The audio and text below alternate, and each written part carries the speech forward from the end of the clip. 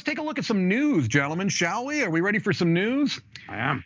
First up, we've got some Bonanza news in a little card game that you may have heard of by Uwe Rosenberg. So Bonanza, the new hotness, Mike. The new hotness. It is the new hotness. Yeah, this is a game that is now being kind of reclaimed by Amigo in the English market. It was being controlled by Rio Grande for a while, and so Amigo is now taking Bonanza and at least one of the expansions, and it's changing the player count. I think it's like now 3 to 7, and kind of re-implementing it for the English market with at least some of the expansion stuff that was involved in earlier sets. So some lovely updated art there. Yeah, really cutting edge stuff. Yeah. Now look, the Bonanza art is, I know it's a little divisive, but I don't know. I think it works for this game. It doesn't bother me. It's iconic. I'm only joking. Sure. It'd be a shame if they changed it even, I would say. It works for the game is the way to say it, yeah. That's correct. Yeah, and it's still a card game that people play, I think, to this day. Obviously, if Amigo's putting out, a new version of it, and there've been many expansions to it and riffs on it. There's been dice game versions of it and everything else. So it also says that Amigo will likely over time bring out some of the other expansions that had been released previously. So if they do not bring back Napoleon Bonaparte, I have no part of this.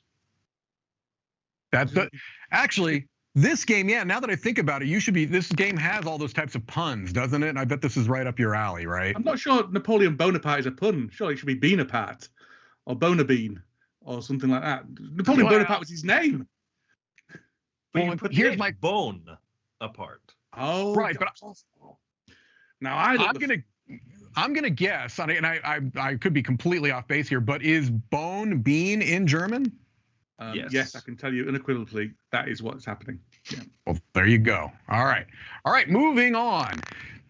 We don't normally cover Kickstarter projects on the news here, but this one I think is interesting because it's not really so much about the fact that it's going to Kickstarter. This is Dr. Finn or Steve Finn of Dr. Finn's Games. He's well known for a lot of mostly filler type games. I think his most popular game is probably Biblios, but he's put out a lot of different games.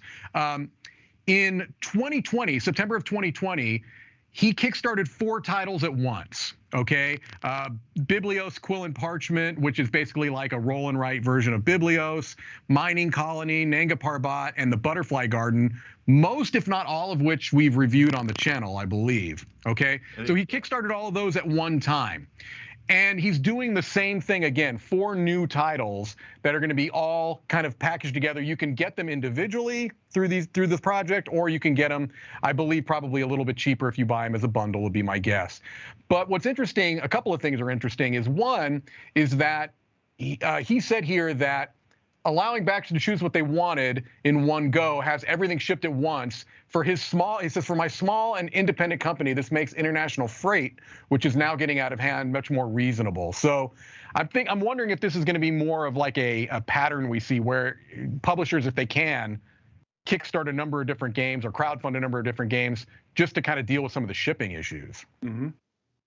So really quickly, go ahead, Chris, what? Oh, I was going to say, and sometimes I know people will say when you see bundles of games, it leads to that idea that, oh, maybe they're tacking on some game that's not very good. Yeah. Having played all 4 of these Steve Finn games, I will say that even though I wasn't a fan of 2 of them, I could see the audience for them. But one of them, Mining Colony, really surprised me. Mm-hmm. It's actually the least appealing out of them all. So I think visually, these bundles, it was my favorite game of the bunch. So I don't know, these bundles would be an interesting thing to see going forward. Yeah. So here, just really quickly, Alpujarras is the first one, 2 to 4 players.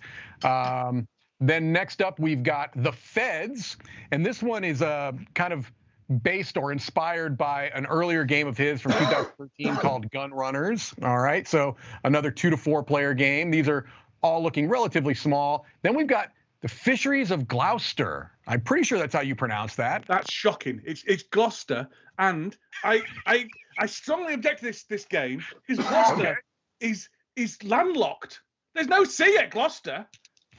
There's a river, but there's no sea. Okay. Sure, this old salty sea dog sitting on a dock of the bay, you might even say, and there's no sea there. What's he doing? How do you know this isn't Gloucester, Nevada, here in the United States? Correct. Well, Which has got waterways for miles. So you're making an objection to this because Gloucester does not have the type of fishing you think that is being represented here? yeah, maybe somebody in a pond. If there's someone standing by a pond with a rod and line. I mean, granted, I don't actually know the economy of Gloucester very well, and it is quite close to a very large river. But as far as I'm aware, there isn't a fisheries industry in Gloucester, so therefore this game should be banned. Unless there's a Gloucester in I don't know, Canada or something like that. I don't know. Or Massachusetts, perhaps. Yeah. I don't know. Is there a Gloucester, Massachusetts? Because I'm curious now. I'm wondering if Chris is going to be Googling this. I'm wondering if there's a little confusion here.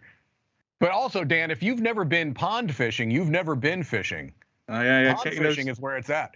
Getting those minnows. Isn't that where the fish for fish and chips come from? Are all exclusively ponds? Yeah, that's right. Yeah, the muddier the better. Chris, do we have an answer yet? Mike, did you know about Massachusetts? Was that just a guess you threw out? No, I thought there was a Gloucester, Massachusetts. Yeah, there is. It's it's a little bit off of Boston. So, Dan, would you like to retract everything you said in this last few minutes? No, because I still object. because right. you've stolen the place name as well. So it's wrong.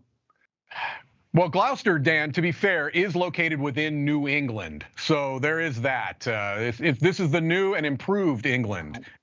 Just to spite you, Dan, we pronounce it Gloucester here. Gloucester, yeah. All right, so I'm actually, all joking aside, I'm actually pretty intrigued by this title. I like the theme. I like the cover.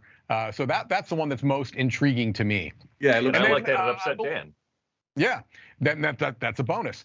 Last of the games that he's going to be offering in this group, I'll get to that in a second, is the Little Flower Shop dice game.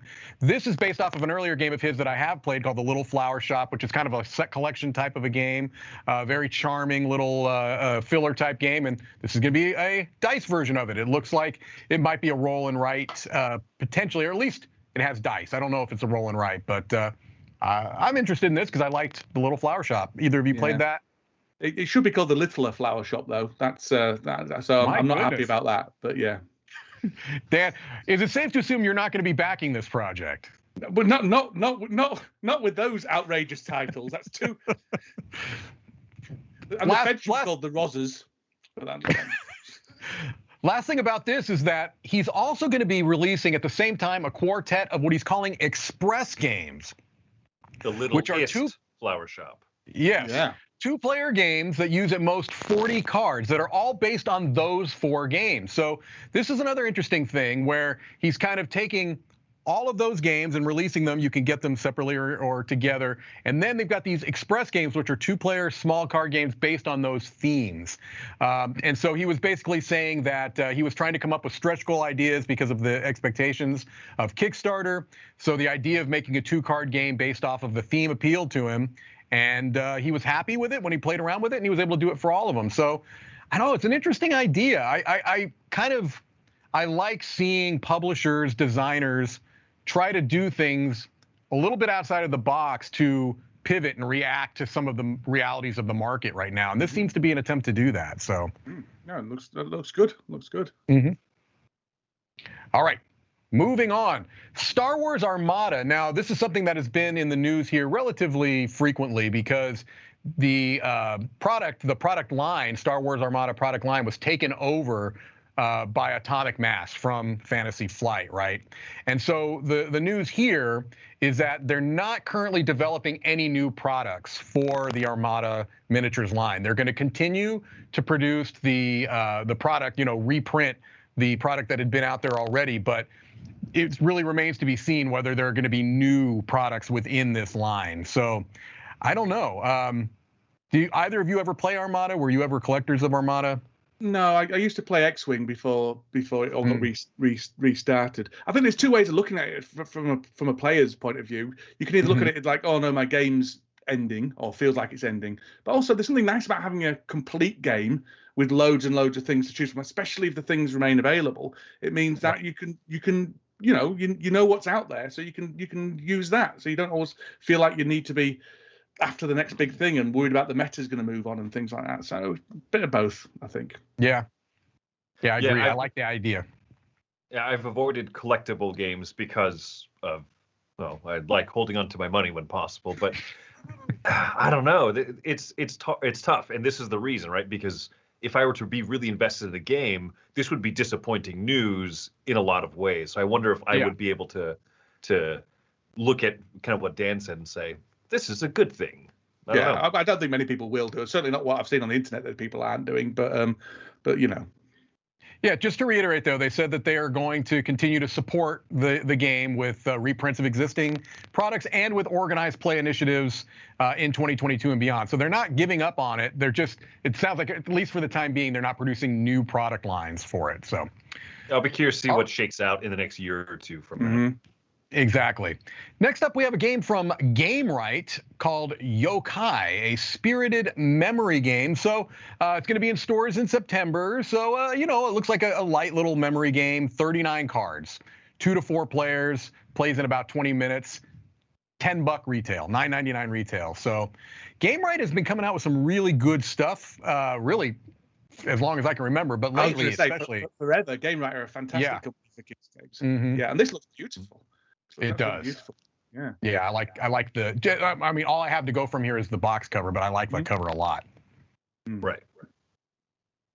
Okay, another release that's going to be coming into retail is from Arcona Studios. This is Small Railroad Empire. So I don't know much about this. It says that players construct railroad tracks and transport goods from industries to cities to earn prestige. So it sounds a little bit like, a pick up and deliver train game.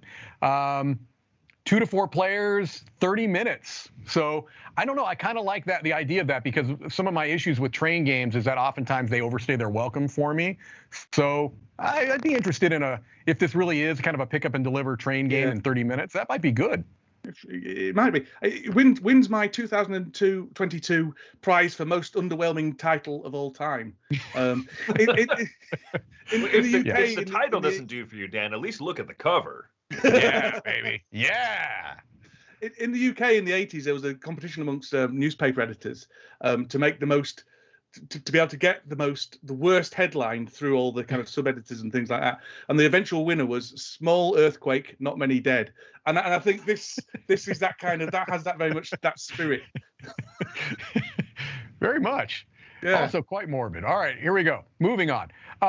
Fog of Love. This has now been acquired by Floodgate Games. So Fog of Love was an interesting, I never played it, but from what I know of it, almost a bit of a mix between a role-playing game and a board game.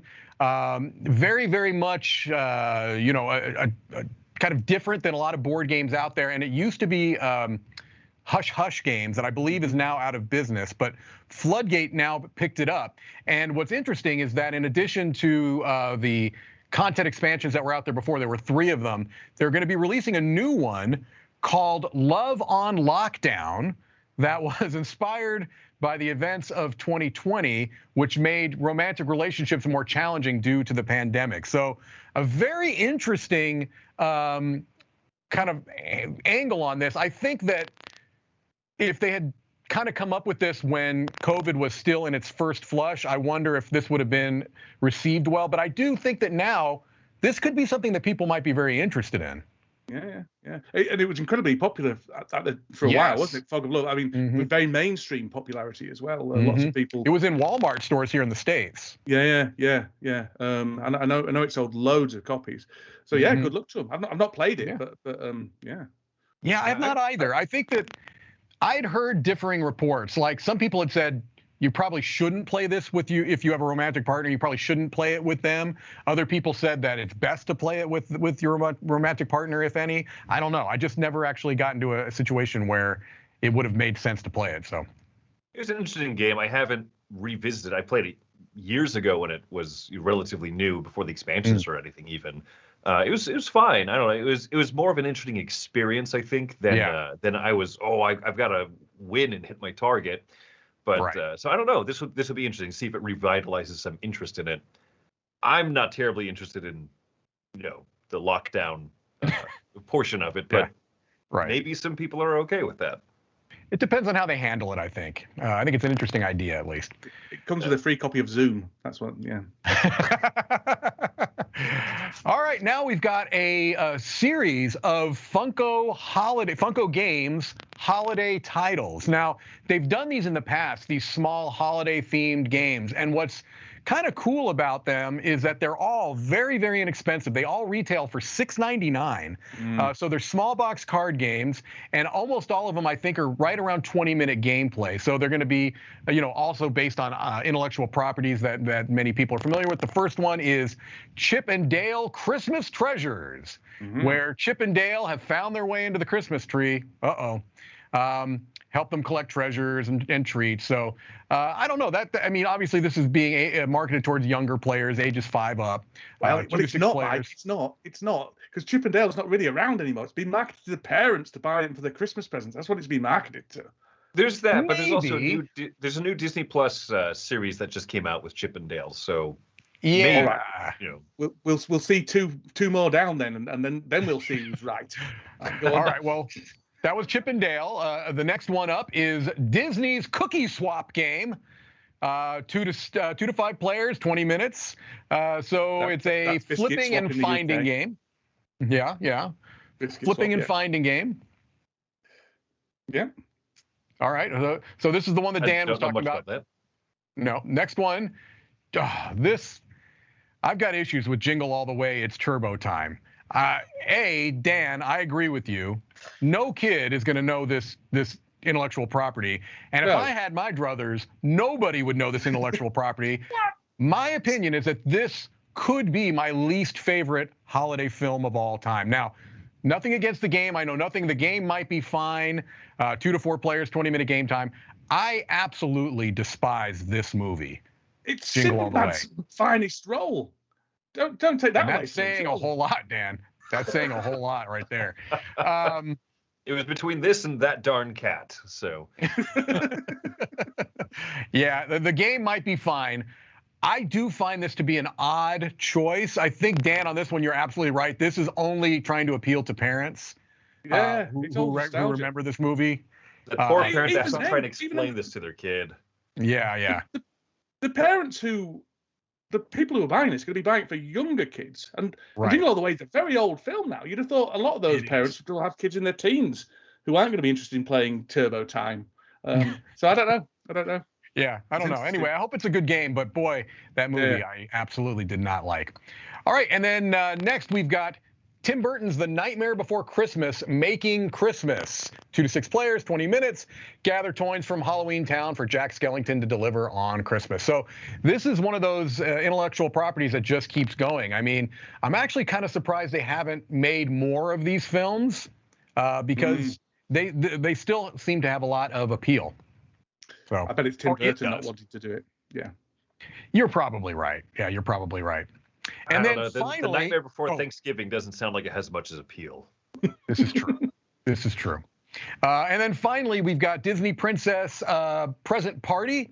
So 2 to 4 players, 20-minute gameplay. And this one is saying ages 3 and up. So I think this is going for, maybe the smallest age kids. And it says work together to sort the giant jumble, spin the spinner and pull presents from the bag, give and swap each gift. So I think that could be very cute for little kids. So the thing that I like the most about this whole line is just how reasonably priced it is.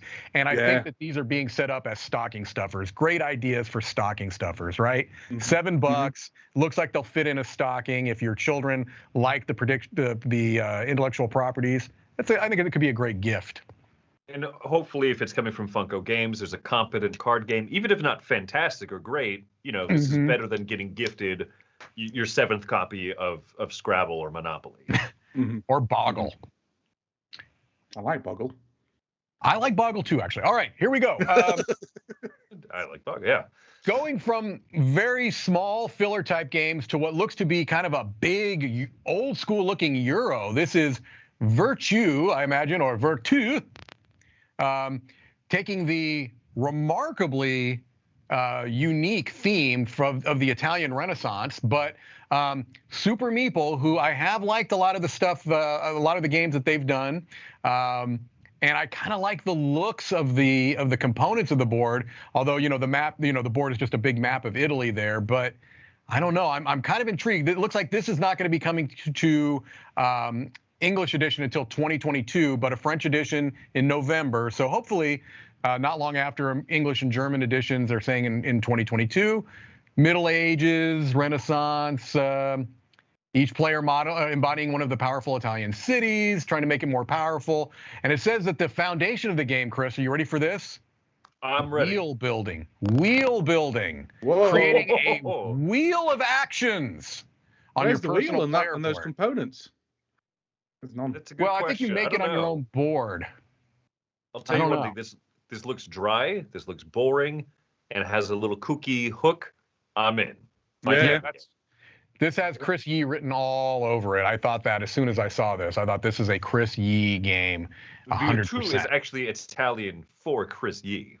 Did not know that. Did not know that. Yeah. All right, Learn something new every next is one of my favorite covers I've seen in a long time. This is called Unconscious Mind, a game for 1 to 4 players that plays in 45 to 90 minutes from designers Johnny Pack, Laskus, Yoma, and Antonio Zacks, and coming from Fantasia Games. Now, first of all, I mentioned the cover. I'm very intrigued by that, but the artists too. This is a combination. The art for this is going to be done from Andrew Bosley and Vincent Dutrait. Now, Andrew Bosley is probably most known for the art in Everdell, also the art in Tapestry and many other games.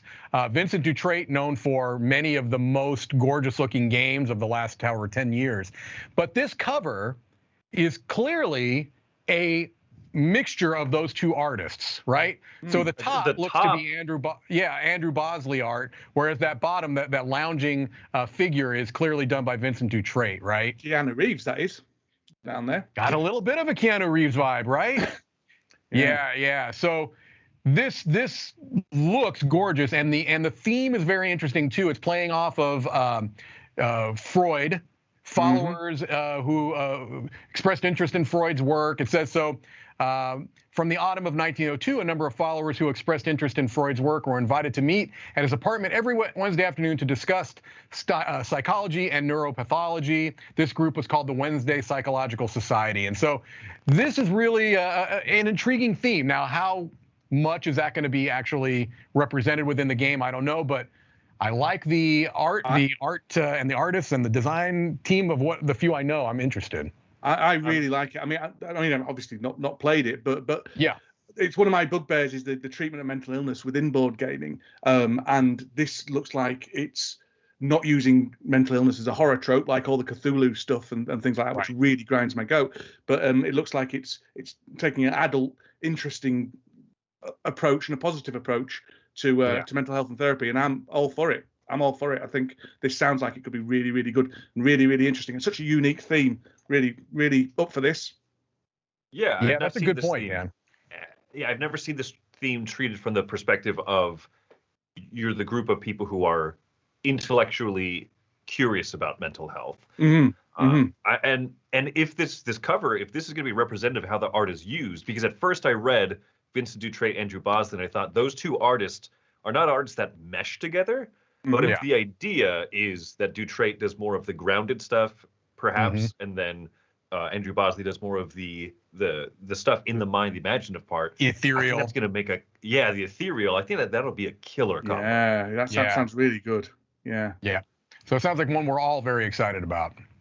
Yeah. All right.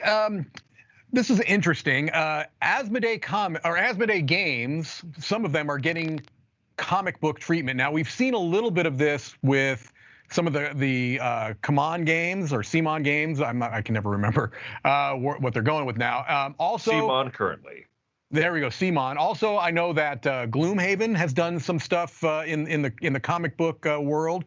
So this is something that has been happening, but these are some pretty big properties that are being turned into comics. We've got Legends of the Five Rings, which has been RPG and board game, tabletop games.